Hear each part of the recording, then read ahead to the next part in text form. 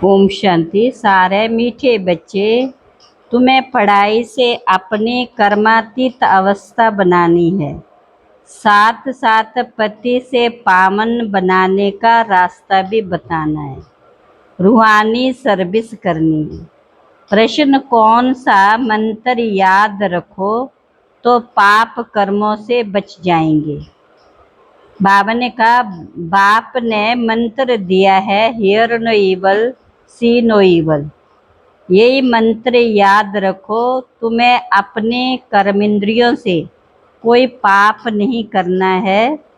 कलयुग में सबसे पाप कर्म ही होते हैं, इसलिए बाबा ये युक्ति बताते, पवित्रता का गुण धारण करो, ये नंबर 1 गुण है। ओम शांति। बच्चे किसके सामने बैठें?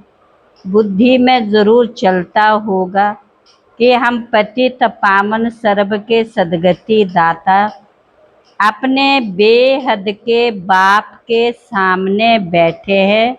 भले ब्रह्मा के तन में हैं तो भी याद उनको करना है। मनुष्य कोई सर्व की सदगति नहीं कर सकते। मनुष्य को पतित पावन नहीं कहा जाता।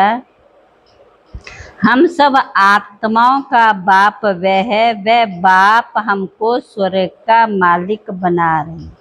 ये बच्चों को जानना चाहिए और फिर खुशी भी होनी चाहिए। ये भी बच्चे जानते हम नरकवासी से स्वर्गवासी बन रहे हैं। बहुत सहज रास्ता मिल रहा है, सिर्फ याद करना है और अपने दैवी गुण धारण करने, अपनी जांच रखनी है। नारद का मिसाल भी है। ये सब दृष्टांत ज्ञान के सागर बाप ने दिए हैं। जो भी सन्यासी आदि दृष्टांत देते वह सब है बाप के दिए हुए। कौन कौन से दृष्टांत? कछुए का, सर्प का, भ्रमरी का दृष्टांत, परंतु खुद कुछ भी नहीं समझते। इस समय जो प्रैक्टिकल होता है उसका फिर गायन होता है। भले देवताओं का जन्मदिन अथवा भगवान का जन्मदिन मनाते, परंतु जानते कुछ भी नहीं। बाप से शिक्षा लेकर पति से पावन बनते हैं और पतितों को पावन बनने का रास्ता बताते। तुम आत्मा हो, आत्मा का किसी को भी पता नहीं है। आत्मा तो अविनाशी है। जब मनुष्य शरीर, जब समय होता है, शरीर आत्मा शरीर में आकर के प्रवेश करती है।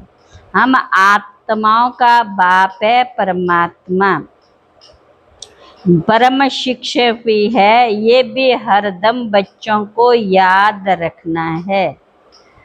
सती में दैवी परिवार बहुत छोटा होता है, कलयुग में बहुत बड़ा होता है। अनेक धर्म, अनेक मतें हैं।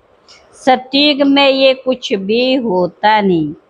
यहाँ तो कोई भी किताब व शास्त्र आदि की बात ही नहीं है। यहाँ जब ब्रिटिश गवर्नमेंट थी, राजाओं का राज्य था, स्टैंप में भी राजा रानी के सिवाय कोई का फोटो नहीं डालते। आजकल तो देखो, भक्त आदि जो भी होकर गए उनकी स्टैंप बनाते रहते हैं। पुराने देवी देवताओं के चित्र बहुत दिल से लेते, क्योंकि शिव बाबा के बाद नेक्स्ट देवताएं हैं। तुम बच्चे धारण कर रहे हो औरों को रास्ता बताने। ये है बिल्कुल नई पढ़ाई। तुमने ही ये सुनी थी और पद पाया था और कोई नहीं जानते। कहते हुए वर्ल्ड वार लग जाएगी, उससे पहले तुम बच्चों को अपनी कर्मातीत अवस्था को प्राप्त करना है। बाकी असुरों और देवताओं की कोई लड़ाई नहीं होती। इस समय तुम ब्राह्मण संप्रदाय हो, जो फिर जाकर दैवी संप्रदाय बन जाते हो। तुम इस शरीर द्वारा कितने पाप करते आए। आत्मा को ही कहा जाता है पाप आत्मा। आत्मा इन कर्मेंद्रियों से कितने पाप करती रहती। अब हियर नो एवल किसको कहा जाता? आत्मा को।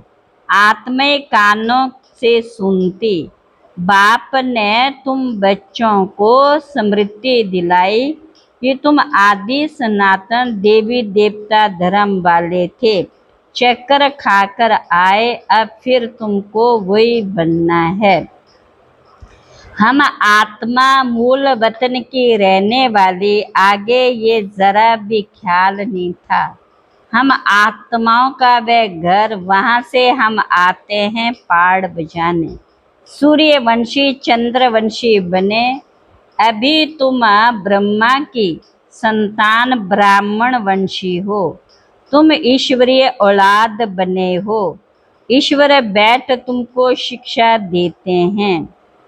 तो बालिका, हम अपने घर जाएंगे, फिर पवित्र आत्मा आकर राज्य करेंगे। ये चक्कर है ना, इसको कहा जाता है स्वदर्शन चक्र। ये ज्ञान की बात है। बाप कहते तुम्हारा ये स्वदर्शन चक्र रुकना नहीं चाहिए। फिर रहने से फिरते रहने से विक्रम विनाश हो जाए। माना चिंतन करने से विक्रम विनाश हो जाते। बच्चे भी मददगार तो बनेंगे ना। तुम बच्चों को ही स्वदर्शन चक्रधारी बनाता हूँ। ये ज्ञान मेरे में है, इसलिए मुझे ज्ञान का सागर, उन्हें सृष्टि का बीज रूप कहते हैं। उनको भगवान भी कहा जाता। देवी देवता धर्म का बीज शिव बाबा ने ही मन लगाया है। बीज शिव बाबा ने ही लगाया। अभी तुम देवी देवता बन रहे हो। दैवी गुण भी धारण करने, पवित्र भी बनना है। नृत्य मार्ग वाले तो वह सिर्फ पुरुष बनते। कहते नहीं, स्त्री पुरुष दोनों इकट्ठे पवित्र रह नहीं सकते, मुश्किल है। सतयुग में थे ना, लक्ष्मी नारायण की महिमा गाते हैं। अभी तुम जानते, बाबा हमको शूद्र से ब्राह्मण बनाए, फिर देवता बनाते। हम ही पूज्य से पुजारी बनेंगे। फिर जब वाम मार्ग में जाएंगे तो शिव का मंदिर बनाए पूजा करेंगे। तुम बच्चों को अपने 84 जन्मों का ज्ञान है। बाप ही कहते तुम अपने जन्मों को नहीं जानते, मैं बताता हूँ, ऐसे और कोई कह ना सके। तुमको अब बाप सुदर्शन चक्रधारी बनाते। बाप की याद के साथ साथ घर की भी याद जरूर चाहिए, क्योंकि अब वापिस घर जाना है। घर में ही बाप को याद करना। भले तुम जानते हो बाबा इस तन में आकर हमको सुना रहे, परंतु बुद्धि परम धाम स्वीट होम से टूटनी नहीं चाहिए। टीचर घर छोड़कर आते तुमको पढ़ाने, पढ़ाकर फिर बहुत दूर चले जाते। सेकंड में कहाँ भी जा सकते। आत्मा कितनी छोटी बिंदी है, ये भी तुम जानते हो। स्वर्ग में कोई गंदी चीज होती नहीं, जिसमें हाथ पांव व कपड़े आदि मैले हों। देवताओं की कैसी सुंदर पहरवाइश है, कितने फर्स्ट क्लास हैं, धोने की भी दरकार नहीं है। इनको देखकर कितनी खुशी होनी चाहिए। आत्मा जानती है भविष्य 21 जन्म हम ये बनेंगे। ऐसे बाबा के हम बच्चे फिर रोते क्यों? हमको कोई फिक्र भनका थोड़ी होनी चाहिए। देवताओं के मंदिर में जाकर महिमा गाते सर्वगुण संपन्न, कितने नाम बोलते जाते। ये सब शास्त्रों में लिखा हुआ है, जो याद करते। शास्त्रों में किसने लिखा? शास्त्रों में किसने लिखा? व्यास ने। या कोई नए नए भी बनाते। ग्रंथ आगे बहुत छोटा था, हाथ से लिखा हुआ। अभी तो कितना बड़ा बना दिया, एडिशन किया होगा। अब गुरु नानक तो आते हैं सिर्फ धर्म स्थापन करने, ज्ञान देने वाला तो एक है। क्राइस्ट भी आते हैं सिर्फ धर्म स्थापन करने के लिए। जब सब आ जाते हैं फिर वापस जाएंगे। घर भेजने वाला कौन है? क्या क्राइस्ट है? नहीं, वह तो भिन्न नाम रूप देश काल में तमो प्रधान अवस्था है ना। पुनर्जन्म लेते लेते इस समय सब धर्म वाले आकर तमो प्रधान बने। अब सबको वापस घर जाना है। सत्य में एक ही धर्म होगा, ये स्मृति आती है ना। सारा चक्र स्मृति में लाना है। तुम बच्चों को अभी स्वदर्शन चक्रधारी बनकर रहना, क्योंकि स्वदर्शन चक्र से तुम्हारे पाप कटते हैं, आसुरी पना खत्म होता है। देवताओं और असुरों की लड़ाई तो हो ना सके। असुर है कलयुग, देवता है सतयुग, बीच में है संगम युग। शास्त्र है ही भक्ति मार्ग के, ज्ञान का नाम निशानी। ज्ञान सागर एक ही बाप, सबके लिए सिवाय बाप के कोई भी आत्मा पवित्र बन वापिस जा नहीं सकती। पाठ जरूर बजाना। तो अब अपने 84 के चक्र को याद करना। हम अभी सतयुगी नए जन्म में जाते, ऐसा जन्म फिर कभी नहीं मिलता। शिव बाबा फिर ब्रह्मा बाबा, मन का लौकिक परलौकिक, और ये है अलौकिक बाबा। तो ये शरीरधारी पूजा के लायक नहीं। ये तो मनुष्य है ना, मनुष्य की पूजा नहीं होती। ब्रह्मा को दाढ़ी दिखाते तो मालूम पड़े ये यहाँ का है। देवताओं को दाढ़ी होती नहीं। ये सब बातें बच्चों को समझा दी। तुम्हारा नाम बाला है, इसलिए तुम्हारा मंदिर भी बना हुआ है। सोमनाथ का मंदिर कितना ऊंचते ऊंच है। सोमरस पिलाया फिर क्या हुआ? फिर यहाँ भी दिलवाड़ा मंदिर देखो, मंदिर हूबहू यादगार बना हुआ है। नीचे तुम तपस्या कर रहे हो, ऊपर में स्वर्ग। मनुष्य समझते हैं स्वर्ग कहाँ ऊपर में है। मंदिर में भी नीचे स्वर्ग कैसे बनाएं? भावन का तो ऊपर छत में बना दिया, बनाने वाले कोई समझते नहीं। बड़े बड़े करोड़पति है, उनको ये समझाना है। तुमको अभी ज्ञान मिला है तो तुम बहुतों को ये ज्ञान दे सकते हो। अच्छा मीठे मीठे सिकिल बच्चों प्रति माता पिता बाप दादा का याद प्यार गुड मॉर्निंग। रूहानी बाप की रूहानी बच्चों को नमस्ते।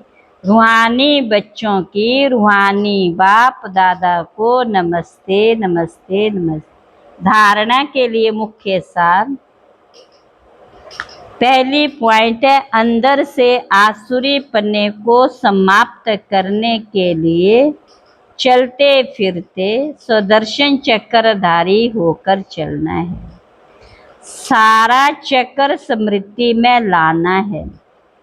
दूसरी पॉइंट है, बाप की याद के साथ साथ बुद्धि परम धाम घर में लगी रहे। बाप ने जो स्मृतियां दिलाई उनका सिमरण कर अपना कल्याण करना है। वरदान, सर्वगुण संपन्न बनने के साथ साथ किसी एक विशेषता में विशेष प्रभावशाली भव। जैसे डॉक्टर जनरल बीमारियों की नॉलेज तो रखते ही है, लेकिन साथ साथ किसी बात की विशेष नॉलेज में नामी ग्रामी हो जाते हैं। ऐसे आप बच्चों को सर्वगुण संपन्न बनना ही है, फिर भी एक विशेषता को विशेष रूप से अनुभव में लाते हो, सेवा में लाते आगे बढ़ते चलो। जैसे सरस्वती को विद्या की देवी, लक्ष्मी को धन की देवी कहकर पूजते हैं, ऐसे अपने में सर्वगुण संपन्न सर्वशक्तिवान शक्तियाँ होते भी एक विशेषता में विशेष रिसर्च कर स्वयं को प्रभावशाली बनाओ। आज का स्लोगन है, विकारों रूपी सांपों को सहज योग की शैया बना दो तो सदा निश्चिंत रहेंगे, सदा निश्चिंत रहेंगे।